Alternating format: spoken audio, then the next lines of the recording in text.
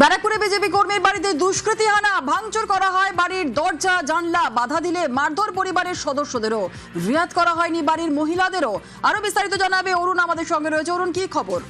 দেখো, ব্যারাকপুরে 4 তারিখে রেজাল্ট বেরোবার পর ব্যারাকপুর পৌরসভার 8 নম্বর ওয়ার্ডের পরিসভায় এক ভদ্রমহিলা তিনি বহুদিন ধরে বিজেপি করতেন, কিন্তু যারা এই 4 তারিখের পর বিকাল 4টার পরে যারা বিজেপি হয়েছে তারা এসে গেরুয়া গলায় উত্তরীয় দিয়ে এবং কপালে টিপ দিয়ে তারা বাড়িতে এসে বলে যে অনেক করেছেন, এবার আপনারা ছেড়ে দিন বলে তাকে কিন্তু বেধড়ক রাত্রি 12টার সময় তারা 25 থেকে 30 জনের তার বাড়িতে আক্রমণ চালায়, বেধড়ক মারধর করা হয় বাড়ির মহিলাদের।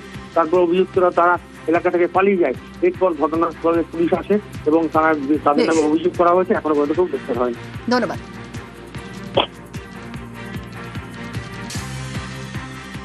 এই ভোট পরবর্তী হিংসার আমি শিকার হয়েছি। মদ্যপ অবস্থায় অনেকজন দুষ্কৃতী বলবো সবেদা নতুন নতুন বিজেপি হয়েছে।